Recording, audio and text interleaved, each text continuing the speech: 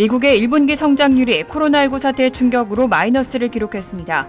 2분기에는 더 심화될 것으로 예상되면서 사실상 경기 침체 국면에 접어들었다는 전망이 나오고 있습니다.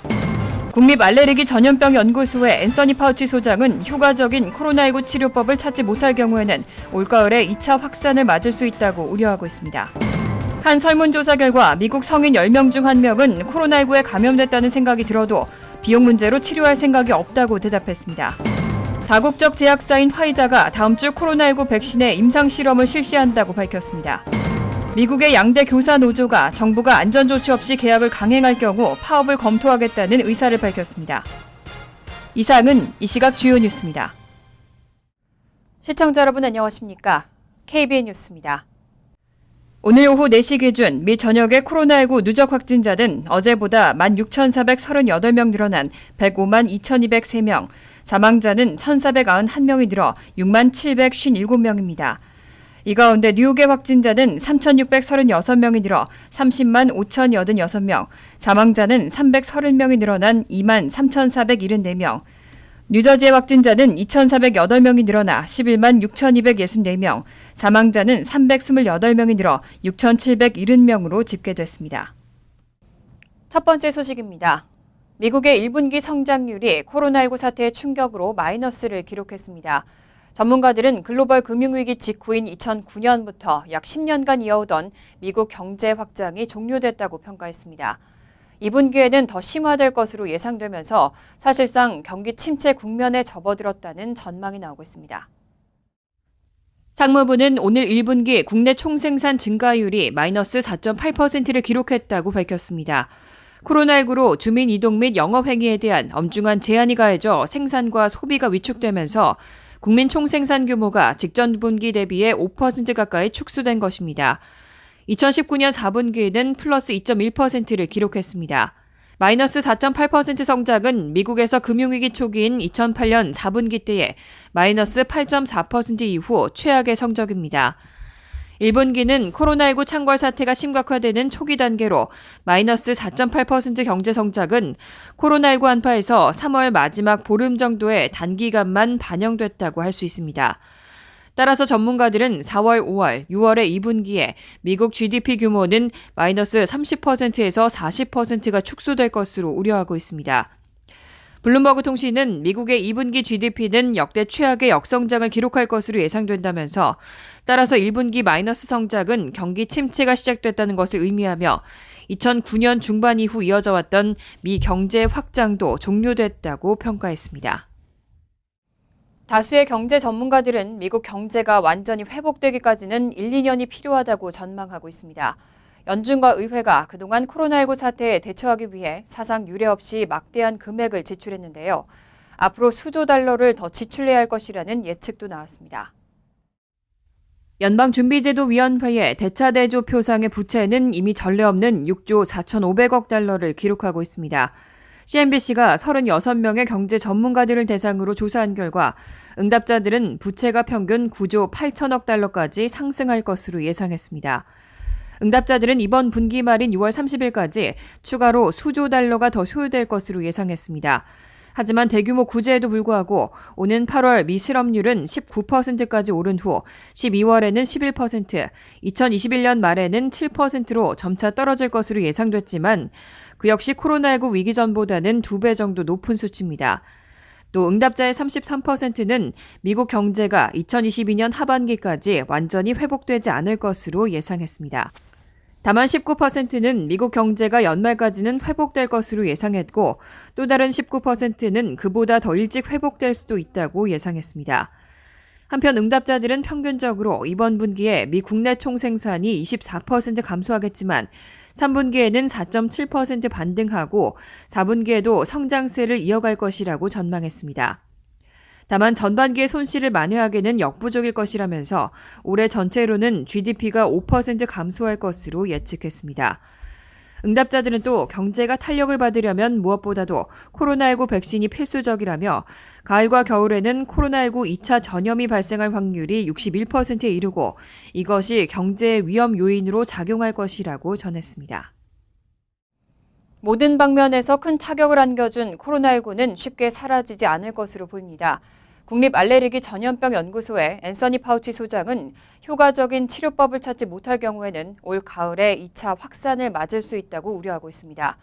근본적인 백신이나 치료법이 없이는 바이러스가 사라지지 않을 것이라고 밝혔습니다. CNBC 등은 백악관 코로나19 태스크포스의 핵심 인사인 파우치 소장이 28일 워싱턴 DC 이코노믹 클럽 행사에 참석해 코로나19는 지구상에서 사라지지 않을 것이라고 밝혔다고 보도했습니다. 그는 코로나19 바이러스가 돌아올 것이 불가피하다고 생각한다면서 절대로 사라지지 않을 것 같다고 전했습니다. 백신 개발 노력에 대해서는 조심스럽게 낙관적이라면서도 아무것도 보장할 수는 없다고 덧붙였습니다. 또 미국이 나쁜 가을과 겨울을 맞을 수 있다면서 바이러스 전문가들이 가을 시즌에 들어간 남반구 남아프리카에서의 코로나19 상황을 주시하고 있다고 전했습니다. 또 파우치 소장은 미국 각주의 경제활동 재개 움직임에도 회의적인 태도를 나타냈습니다. 그는 우리가 수주 전 타고 있었던 같은 배로 되돌아갈 수 있다며 미국이 코로나19로 겪었던 최악의 상황을 다시 겪을 수도 있다고 우려했습니다. 한 설문조사 결과 미국 성인 10명 중 1명은 코로나19에 감염됐다는 생각이 들어도 치료할 생각이 없다고 대답했습니다. 바로 치료 비용 때문입니다. 최근 정부는 코로나19 테스트를 무료로 제공한다고 밝히고 일부 의료보험은 코로나19 치료비에 본인 부담금 일부를 유예시켜주고 있는데요. 대중에게 이런 정보들이 제대로 전달되지 않았다는 지적입니다. 28일 공개된 갤럽 웨스트 헬스케어 코스트 조사 결과에서는 18세 이상 성인 중 9%가 코로나19에 감염되더라도 비용 때문에 치료할 생각이 없다고 대답했습니다. 코로나19의 전형적인 감염 증상인 열과 마른 기침이 잦아질 경우에도 호주머니 사정 때문에 치료받을 생각을 하지 않을 것이라고 답한 성인은 14%였습니다. 의료비가 비싼 미국이지만 최근 의회와 정부는 긴급 재난지원책으로 의심 환자들이 코로나19 테스트를 무료로 할 수 있도록 했고 일부 의료보험은 코로나19 치료 시 일정비의 본인 부담금을 유예시켜주고 있습니다. 하지만 이날 공개된 여론조사 결과는 이런 메시지가 일반 대중에게 제대로 전달되지 않았다는 것을 의미합니다. 이런 전달 미비는 미국의 현안인 경제 재가동 움직임에 걸림돌이 될 수 있다는 지적이 나오고 있습니다. 많은 사람들이 돈 걱정 때문에 치료는 물론 검사 자체를 포기하거나 회피하게 되면 경제활동 제한 해제의 관건으로 지적되는 광범위한 진단검사가 이루어지지 않는다는 지적입니다. 전문가들은 경제 재가동이 성공하려면 진단검사 실시와 확진자와 접촉한 것으로 의심되는 사람의 추적, 그리고 감염 확인자에 대한 치료 등 검사와 추적, 치료의 세 기둥이 튼튼히 세워져야 한다고 강조하고 있습니다. 그 첫 조건인 테스트가 돈 걱정이나 국가의 지침에 대한 무지로 구멍이 난다면 경제 재가동에 큰 문제라고 지적했습니다. 다국적 제약사인 화이자가 다음 주 코로나19 백신의 임상실험을 실시한다고 밝혔습니다. 이르면 다음 달 초에 임상실험 결과가 나오는데 효과가 확인되면 가을에는 비상용으로 공급하겠다는 계획입니다. 다른 제약회사들도 잇따라 임상실험에 착수한다는 계획을 밝혔습니다. 28일 월스트리트저널은 다국적 제약회사 화이자가 다음 주 코로나19 백신의 임상실험을 실시할 계획이라고 보도하고 효과가 입증되면 올 가을에 코로나19 백신을 비상용으로 사용할 준비가 돼 있다고 밝혔습니다. 앨버트 블라 화이자 최고 경영자는 월스트리트저널에 독일에서 이미 백신 테스트가 시작됐다며 보건당국의 허가가 나오면 이르면 다음 주 미국에서도 시작할 수 있다고 말했습니다. 또 임상실험 결과는 이르면 다음 달 초에 나올 수도 있다고 덧붙였습니다. 화이자는 추가적인 임상실험에서도 효과가 확인되면 올가을 백신을 비상용으로 공급한 뒤 올해 말에는 광범위한 유통 승인을 받을 수 있을 것이라고 설명했습니다.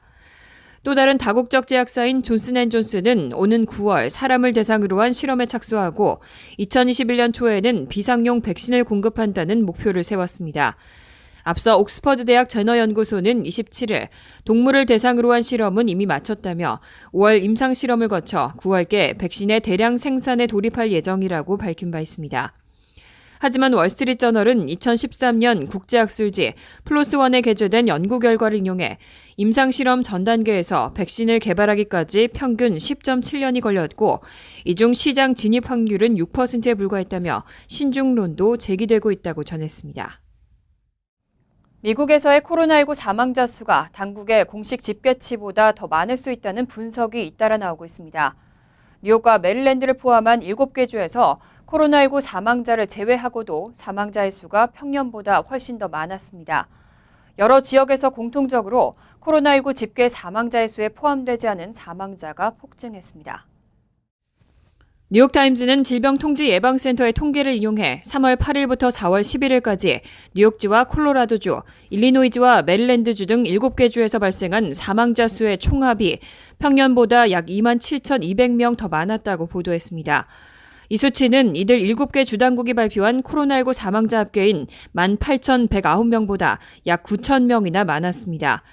코로나19 여파를 고려해도 평년보다 수천 명이나 더 사망했다는 의미입니다. 뉴욕타임즈는 코로나19 사망자 수가 과소 집계된 점과 다른 요인에 의한 사망자 증가가 이런 사태에 영향을 줬을 것이라고 분석했습니다. 특히 코로나19 감염 우려로 병원 방문을 기피하는 주민도 늘어나면서 평상시라면 치료받았을 환자들이 사망했다는 증거가 계속 나오고 있다고 지적했습니다. 전날 워싱턴 포스트와 예일대 역시 국립보건통계센터 자료를 토대로 3월 1일부터 4월 4일까지 미국에서 15,400명이 통상 기대보다 많은 초과 사망한 것으로 집계됐는데 이 기간 발생한 코로나19 사망자는 8,128명으로 보고됐다고 밝혔습니다. 이들 일련의 분석은 코로나19 공식 집계 사망자 수에 포함되지 않은 사망자 수가 폭증한 현상을 공통적으로 포착했습니다. 한편 정치 전문 매체 폴리티코는 백악관 당국자들이 자주 이용하는 워싱턴 의과대학의 보건계량분석평가연구소가 오는 8월 4일까지 미국에서 총 74,073명이 사망할 것이라며 기존 추정치를 상향 조정했다고 밝혔습니다. 트럼프 대통령이 경제 재가동을 추진하면서 최근 주지사들에게 등교 재개 준비를 촉구한 것으로 전해졌습니다. 하지만 미국의 양대 교사 노조는 정부가 안전조치 없이 계약을 강행할 경우 파업을 검토하겠다는 의사를 밝혔습니다. 계약에 앞서서 개인 보호 장비와 시차를 둔 시간표 등 5가지의 선행 조건을 내놨습니다. 정치 전문 매체 폴리티코는 정부가 적절한 안전조치 없이 계약을 강행할 경우 미국의 양대 교사 노조가 파업을 검토하겠다는 의사를 밝혔다고 보도했습니다. 미국 교사연맹의 랜디 와인 같은 회장은 만약 학교가 적절한 안전조치 없이 계약한다면 비명을 지를 일이 생길 것이라면서 교사들에게 목소리를 내도록 촉구했습니다. 최대 교원 노조단체인 미국 교육협회의 릴리 에리켈슨 가르시아 회장도 주지사들이 섣불리 계약을 결정한다면 파업도 선택지에 있다고 말했습니다.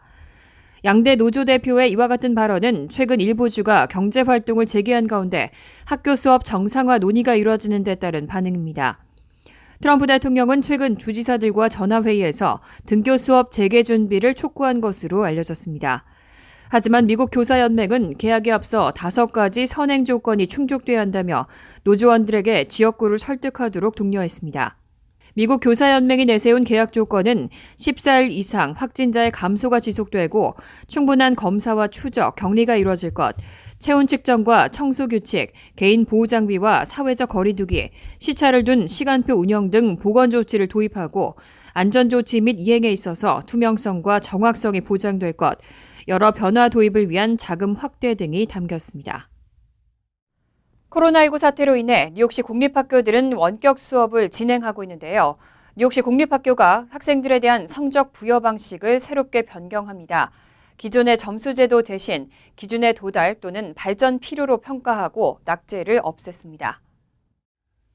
28일 빌 드블라지오 뉴욕시장은 코로나19 브리핑에서 뉴욕시 공립학교에 새로운 점수 제도를 도입한다고 밝혔습니다. 성적 부여 방식을 변경해서 가능한 융통성을 부여해 수업을 완료하고 도움이 필요한 학생들을 지원하는 것이 목표라고 덧붙였습니다. 새롭게 적용되는 점수 제도에 따르면 킨더가튼부터 5학년까지는 기존의 점수 제도 대신 기준에 도달 또는 발전 필요로 나눠지게 됩니다. 6학년부터 8학년까지의 중학생은 이와 더불어 원격 수업에 참여하지 않았거나 과제 등을 제출하지 못한 경우 진행 중 점수가 추가됩니다. 진행 중 점수를 받은 모든 학생은 여름학습 프로그램에 등록되며 이를 마치면 수업을 이수한 것으로 점수가 변경됩니다. 고등학교 8학년에서 12학년의 경우 기존 A학점, B학점 등 레터그레이드가 유지되지만 낙제점은 없어집니다. 대신 낙제 학생의 경우 진행 중으로 간주돼 여름, 가을 지원 프로그램을 받게 됩니다. 또 고교생은 자신의 성적과 상관없이 합격, 불합격 점수제로 변경할 수 있어 평점 평균에 반영되지 않게 할 수 있습니다. 하지만 이와 관련해 찬반 의견이 첨예하게 대립하고 있습니다. 일부 학부모 단체와 교육 관계자는 성적에 대한 변별력이 떨어질 것을 우려하며 반대 입장을 밝혔습니다. 코로나19 사태로 육류 공장들이 잇따라 문을 닫고 있습니다. 육류 공급의 부족 사태도 우려되는 실정입니다. 트럼프 대통령이 육류 가공 공장의 가동을 강제하기 위해서 행정명령을 발동할 계획이라고 밝혔습니다. 코로나19 팬데믹으로 바이러스에 감염된 노동자들이 속출하면서 육류 가공업체들이 잇따라 문을 닫고 있습니다. 이로 인해 미국에서 육류 공급 부족 사태에 대한 우려가 커지고 있습니다. 이에 CNN은 트럼프 대통령이 육류 가공 공장 가동을 강제하기 위해 국방물자법을 근거로 행정명령을 발동할 계획이라고 보도했습니다. 트럼프 대통령이 서명할 행정명령에는 육류 가공 공장을 미국 중요 산업시설로 지정하고 코로나19 사태에도 공장을 계속 가동하도록 하는 내용이 담겼습니다. 앞서 타이슨 푸드와 같은 대형 육류 가공 업체들은 공장 가동을 20%만 유지하는 방안을 고려 중이라고 밝힌 바 있습니다. CNN은 정부 당국자를 이용해 대형 육류 가공업체들의 공장 가동이 중단되면 미국의 육류 생산이 80%까지 줄어들 수 있다고 전했습니다. 이번 행정명령과 관련해 농무부는 육류 가공 공장의 근로자들 중 재택근무 대상자는 누구인지 세부적인 지침을 마련할 것이라고 전했습니다. 한편 농무부에 따르면 육류 및 쇠고기, 돼지고기 생산량은 지난 3월 최고치를 기록했지만 지난 2개월간 미국에서 최소 13개의 육류 가공 공장들이 문을 닫으면서 돼지고기와 쇠고기 도축 용량은 각각 25%, 10%씩 감소한 것으로 알려졌습니다.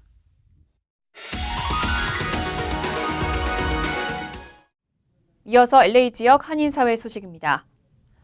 캘리포니아주 학교 등교 개학이 이르면 7월부터 시행될 전망입니다. 주정부가 가을 학기를 2개월 정도 앞당길 가능성도 있다는 방침을 밝혔습니다. 개빈 뉴섬 캘리포니아 주지사는 가주내 모든 공립학교들이 코로나19 여파로 여름까지 휴교를 연장한 가운데 가을 학기를 2개월 정도 앞당겨 오는 7월부터 시행하는 방안을 검토 중이라고 밝혔습니다. 이에 따라 각 지역 카운티 보건국과 교육 당국은 등교 전까지 코로나19 예방을 위해 학생 간의 일정 거리 유지, 등교 시간 조정, 학교 급식 운영 방식 등 대응 방안 마련에 나섰습니다. 뉴섬 주지사는 가을 학기를 앞당겨 시작할 경우 휴교 연장에 따른 학생들의 학습 공백을 최소화하고 맞벌이 가정들의 부담을 줄일 수 있을 것으로 내다봤습니다. 한편 캘리포니아주 학교에 속한 100만여 명의 학생들은 주 저녁에 외출 자제령이 발동된 지난 19일부터 휴교를 맞고 있습니다. LA 카운티의 코로나19 사망자가 1,000명을 넘은 것으로 확인됐습니다. 바바라 페레르 LA 카운티 보건국장은 카운티의 코로나19 사망자 수가 하루 사이 59명이 늘어나 총 1,000명을 넘는 매우 슬픈 이정표를 달성했다고 밝혔습니다. 특히 이 가운데 462명은 양로병원이나 전문 간호시설 등에서 숨졌으며 약 92%가 기저질환을 앓고 있었습니다. 양로병원 집단 감염이 속출하자 LA 카운티 슈퍼바이저 위원회는 오늘 이들 시설에 대한 지원과 보관 지침을 강화하는 내용의 조례안을 만장일치로 통과시켰습니다. 한편 존스 홉킨스 대학 통계에 따르면 미국 내 코로나19 사망자 수는 58,365명으로 늘어나 베트남 전쟁의 미군 희생자 수를 넘어선 것으로 집계됐습니다. 간추린 소식입니다. 한국 정부가 해외로 입양된 한인과 독거노인 등 취약한 재외동포에 마스크를 무료로 제공하는 방안을 추진하고 있습니다. 외교부 당국자는 28일 취약층, 특히 해외에 입양됐거나 나이가 많은 독거노인은 공적인 부분에서 도와줄 필요가 있다며 마스크 무료 배분을 검토하고 있다고 밝혔습니다. 이를 위해 외교부는 전 세계 공간별로 마스크 수요를 파악하는 중으로 이미 마스크를 지급한 곳도 있는 것으로 알려졌습니다. 아시안 아메리칸 연맹이 코로나19로 인한 인종차별적 행위를 근절하기 위해서 혐오범죄 척결 웹사이트를 런칭했습니다. 또 영어 구사가 어려운 아시안 아메리칸들을 위해 한국과 중국, 일본과 네팔, 베트남어 등 모국어로 차별 케이스를 접수할 수 있도록 했습니다. 아시안 아메리칸 연맹의 조앤유 사무총장은 아시안 아메리칸의 50%는 영어 구사를 잘 하지 못해 어려움을 겪고 있다며 코로나19와 관련해 부당행위를 모국어로 설명할 수 있도록 하기 위해서 이번 서비스를 시작하게 됐다고 밝혔습니다. 뉴욕시가 쉘터 제공 등 홈리스를 위한 코로나19 대책을 마련합니다. 빌 드블라지오 뉴욕 시장은 28일 홈리스들에게 적절한 공간을 제공하는 등의 대책을 발표했고 이 중 하나로 이번 주 중에 총 200개 침대 규모의 쉘터 공간이 문을 엽니다. 또 전철 홈리스 문제를 해결하기 위해서 야간 시간대에 지정된 10개의 전철역을 폐쇄할 것을 메트로폴리탄 교통공사에 요청했습니다. 선정된 10개 역은 각 노선의 종점으로 밤 12시에 역이 폐쇄되면 모든 사람이 열차에서 내려야 하고 이 중 거처가 없는 사람들은 뉴욕시경이나 국토안보부 홈리스 서비스와 연결됩니다. 필 머피 뉴저지 주지사가 코로나19 사태로 경제적 부담을 겪고 있는 주민들의 짐을 덜기 위해서 각 타운 정부가 재산세 납부 기한을 연장할 수 있도록 허락했습니다.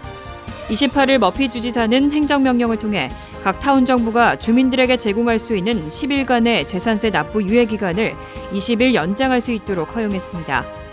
따라서 각 타운 정부는 5월 1일인 2020년 2분기 재산세 납부 시한을 6월 1일까지 연장할 수 있습니다.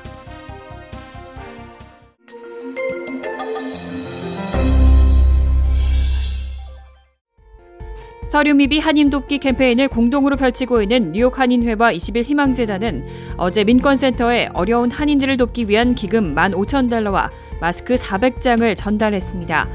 민권센터는 이번에 전달받은 기금 등 총 7만 달러의 기금을 생계가 어려운 서류 미비 한인들을 돕는 데 사용할 계획입니다.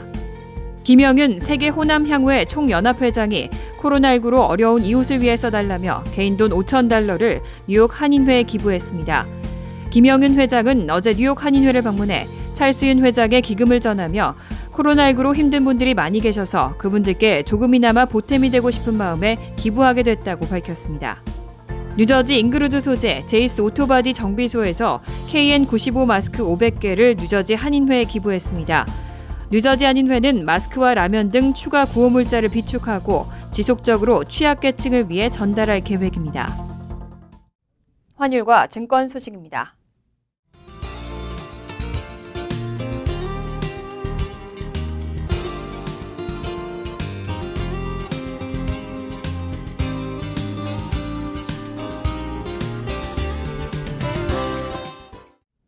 이어서 날씨입니다. 목요일은 흐린 가운데 때때로 비가 내리겠습니다. 낮 최고 기온은 61도, 섭씨 16도, 밤 최저 기온은 56도, 섭씨 13도로 예상됩니다. 금요일도 때때로 비가 오겠고 천둥이 치는 곳도 있겠습니다. 토요일은 비가 내린 후 오후부터는 점차 개겠습니다. 이상으로 KBN 뉴스를 마칩니다. KBN과 함께 즐거운 저녁 되시기 바랍니다.